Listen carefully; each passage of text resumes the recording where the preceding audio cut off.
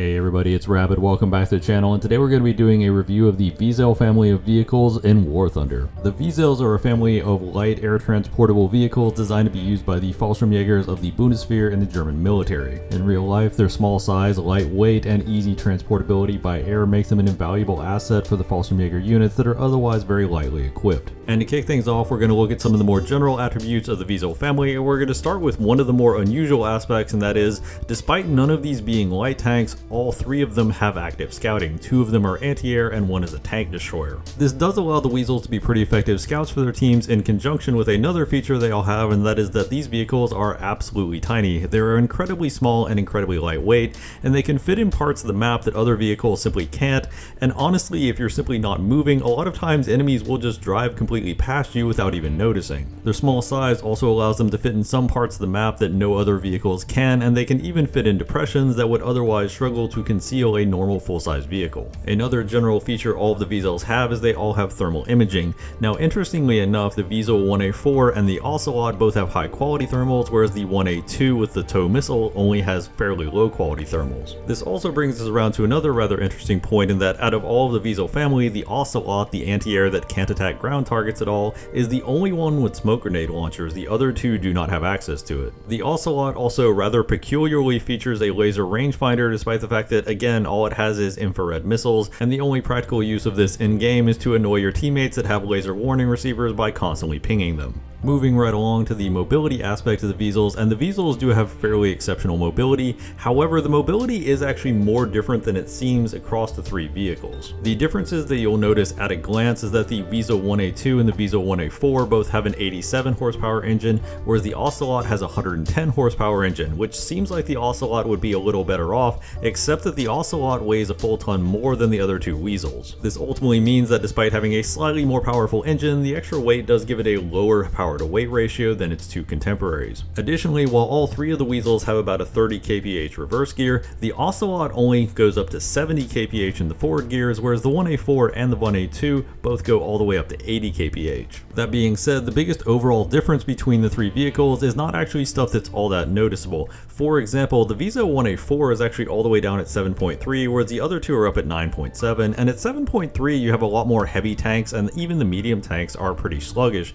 so the mobility of the Wiesel 1A4 actually subjectively feels the best, even though it's functionally identical to the 1A2. On top of that, the Ozelot has another minor downside in terms of mobility in that it only has IR guided missiles. The Wiesel 1A2 actually has access to an MG3 machine gun, and the 1A4 obviously has its 20mm cannon, and this means that while the other two Wiesels can cut down things like barriers that might be in the way, the Ozelot is just kind of screwed. It has to find a way around these obstacles because it can't generally plow through them, which of course neatly leads into one of the biggest downsides of the Wiesel's mobility, and that is that they are incredibly light. At only about 3 tons for the 1A4 and 1A2 and 4 tons for the Ozelot, these vehicles really can't push over some of the heavier fences in the game, so you are kind of stuck in some scenarios, especially with the Ozelot, because you can't simply drive over them, or you can, but it takes a lot of work. You essentially have to grind the vehicle up against them until they eventually fall over. With all that being said, however, the Wiesels are incredibly lightweight vehicles as a family. They are also incredibly fast. Even at the higher battle ratings of 9.7, they still get along the battlefield fairly quickly, and they are in general just an absolute joy to drive around, as they are just very mobile, not just in the aspect of raw speed, but also in terms of agility and its ability to get into awkward places. And next up, we'll look at the armor of the Wiesels, and as you can probably expect for vehicles that only weigh about 3 to 4 tons, the armor is borderline non-existent. Now, anecdotally, I didn't die all that often to things like 50 cals from the front. However, as soon as you turn side or rear to an enemy that has a heavy machine gun, they're probably just going to cut you to pieces, as most of the Wiesels only have 2 crew. The Wiesel 1A2 actually has a 3rd crew member, but that doesn't really save it that much given how cramped the interior of the vehicle is. Additionally, on the Wiesel 1A2, if the tow missile launcher is loaded, enemies can knock out the entire vehicle simply by hitting the tow missile launcher. However, this does generally require the launcher to be loaded. In practice, these vehicles are so thinly armored and lightweight that despite not being open top, they are significantly threatened by things like artillery and even near hits hits by rockets and bombs can absolutely annihilate them. While it would definitely characterize the Wiesels as a very frail line of vehicles, they aren't comically frail just because they can at least resist 50 cals to an extent from the front, so you don't simply get cut to pieces if the enemy knows where you are, which is always a good thing, but you absolutely should anticipate that if an enemy is hitting you with their main gun, you're probably out, since with 2 out of the 3 vehicles, even knocking out the driver by itself is enough to take out the entire vehicle. Of course, now we're starting to get into some of the biggest differences between the 3 vehicles, and this is the firepower. We'll start with the Wiesel 1A4 since it is the lowest in battle rating, and the Wiesel 1A4 is equipped with a relatively fast firing but unstabilized 20mm cannon. The turret doesn't have full traverse and elevation, however it does have good quality thermals and a laser rangefinder, which is very uncommon at 7.3. The weapon also features a pretty high elevation arc, and combined with a good rate of fire actually is pretty solid at taking down things like planes and helicopters. The default belt in the one you start with is a 50-50 mix of HVAP and high explosive. You also have a belt that's 3 high explosive and 1 HVAP, and you can research a belt that is 3 HVAP to 1 high explosive. In practice, these belts end up being somewhat interchangeable, and the real problem is actually the HVAP round. It pens 57mm, which seems somewhat usable. The problem is this HVAP round has a bad tendency to shatter on any kind of angling, so even relatively lightly armored opponents can be annoying to kill at any real distance. In order to be effective with the Wiesel 1A4, you really have to unlock the DM63 belt, and I would highly recommend going towards that as fast as possible when you're unlocking modifications. While the penetration increase up to 66mm may not seem like much, it performs significantly better against angles, so you don't have to worry about anywhere near as many of the shell shattering problems, and it also does hit several thresholds that allows it to take out certain common vehicles you run into more efficiently. All that being said, the Wiesel 1A4 does have a lot in common with the XM800T that I reviewed earlier on this channel, in that both of them can run into entire groups of vehicles that they will really struggle to hit anywhere from any angle. In this respect, you will find yourself in quite a few situations where the gun kind of forces you into a more passive playstyle as you just support your teammate by knocking off tracks and barrels, and generally just annoying the enemy players. For the next Wiesel, we're looking at the Wiesel 1A2, and this is the tow missile equipped version. This does also have an MG3 machine gun, which, as I mentioned earlier, useful for knocking down things like barricades and fences, and occasionally you can hit planes or helicopters, but it doesn't really do that much damage, although it does have a pretty good rate of fire. The tow launcher itself has excellent gun depression and also is completely unmanned, and this allows it to take hull down positions really efficiently as you present an incredibly small target for opponents, and the missile launcher itself has a decent traverse rate, although it's not stabilized, so it can take a minute for it to stabilize when coming to a stop. Of course, this also brings up that tow launchers in general cannot be fired while the vehicle is moving, and this means the Wiesel 1A2 is really best suited to more static positions, or ideally hull down positions where you can simply poke the launcher over a piece of terrain. The missile you start out with on the Wiesel 1A2 is the TOW 2, and the TOW missiles kind of have wonky flight characteristics right now, as they drop pretty noticeably but then also correct up a bit, and can also drag a good bit behind your aim, especially initially in their flight path before they get up to speed. However, if you can hit a target, 800mm of pen for 9.7 isn't the worst, although it's not that impressive. You definitely want to upgrade this when you get the opportunity. The first upgrade you have available is the TOW 2A, and this adds a tandem warhead. It doesn't add any additional penetration, however the tandem warhead does help with the explosive reactive armor and tends to make the missile noticeably more effective, especially against enemies like the Russian tanks you'll run into around this battle rating. The last missile upgrade available for the Wiesel 1A2 is the TOW 2B missile. The TOW 2B missile is a top attack missile, so you fly it over an opponent and it detonates downward onto them.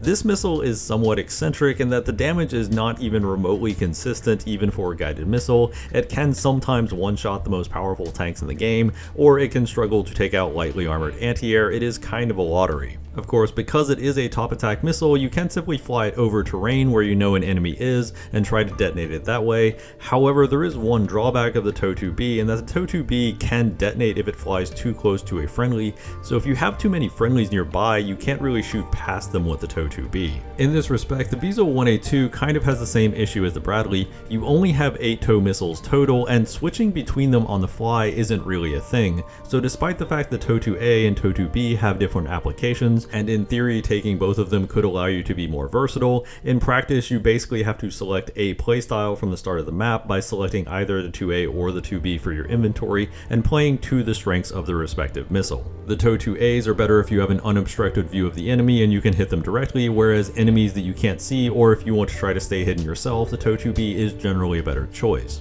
With that being said, the inconsistencies of the TOW2B combined with the fact that you only have 8 missiles total do somewhat deter me from really taking that out as the primary missile for this vehicle. And last up for the firepower category, we have the Ozelot. The Ozelot only has 2 Stinger launchers with 2 missiles each and a reload for the launchers for a total of 8 missiles. The Stingers it has are either the E model or the K model, and there isn't a huge difference between the two, although the K model is slightly better. Now, in the barest technical sense, you can take out ground vehicles with the Ozelot, and the way you would do this is by using the fact that the Stingers have a movable seeker head, lock onto an aircraft, and then drag your aim down into an enemy that's right next to you. It is very situational. The enemy has to be lightly armored, and you also need something in the air to lock onto, but it is technically possible to kill a ground target, albeit it is very unlikely. Realistically, any ground kills you get with the Ozelot are probably going to be from your artillery strikes and not from the Stingers. Interestingly enough, the Ozelot does have a radar, except it's not really a radar, it's actually a fast-spinning optical system that simply detects targets visually, and the problem with this system is that it doesn't really give you an efficient range to the target, and on top of that, its vertical scan is incredibly weak, and it tends to lock onto things like scout drones basically all the time, even when you have a jet bearing down on you, so it is a very inconsistent, if at least kind of functional radar. It doesn't really add much to the vehicle though. That being said, I do definitely appreciate the fact that the Ozelot has high quality thermal imaging, because thermals can be used to relatively efficiently scan the skies for threats, and with high quality you can usually make out what that threat is specifically. Of course, at the end of the day, these are Stingers, and Stingers are nothing if not a somewhat inconsistent missile against faster moving jets.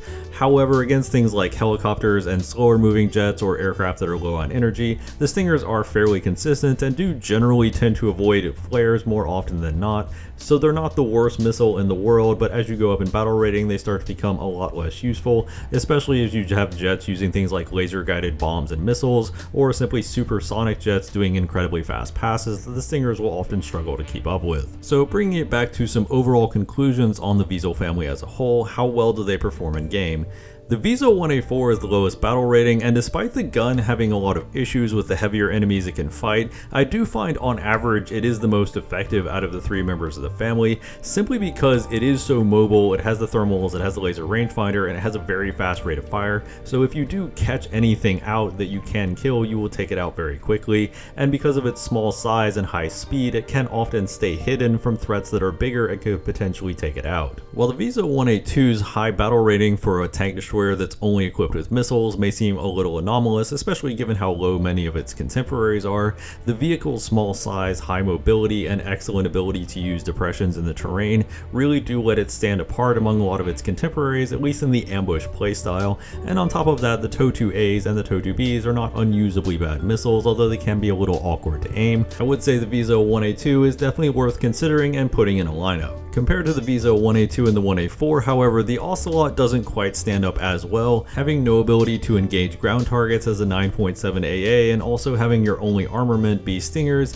is a little awkward, especially given that the Gepard 1A2 is basically right next to it in the tech tree, has similar missiles, and also has guns, and also isn't bad in terms of the mobility area either. The only real advantage the Ozelot has over the Gepard is the active scouting and the small size, allowing it to be a general troll. Speaking of which, I would be remiss to review the Wiesels without mentioning the fact that they are in fact unbelievable trolls.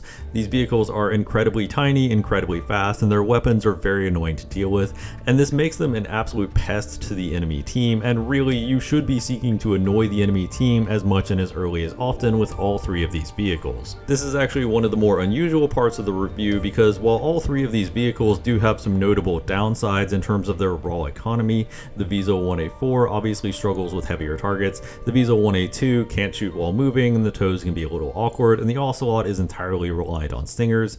On the whole, the vehicles do work very well as vehicles that are just tremendously fun to play and really irritating for the enemy team to deal with. Fun factor on a vehicle is always incredibly difficult to quantify because obviously it's going to be very subjective from person to person, but personally I found all 3 of the Wiesels to be incredibly enjoyable just to run around the map in, even when I wasn't doing too well. A bad game in a Wiesel vehicle is still usually a pretty fun game overall, so if you are going up the German tech tree, I would highly recommend picking up all 3 of these vehicles, and honestly, it wouldn't be a bad idea to spade them either, as they are reasonably effective, especially once you get the hang of their weapons. Of course, that's just my opinion on these cute little guys. Let me know down in the comments down below if you like the Wiesels or if you love the Wiesels, because honestly, I don't know anybody that hates them except maybe the people that have to fight against them. Hope you enjoyed the video, hope you found it entertaining. If you did, a like and subscribe always helps out the channel. As always, danke bitte, tschüss.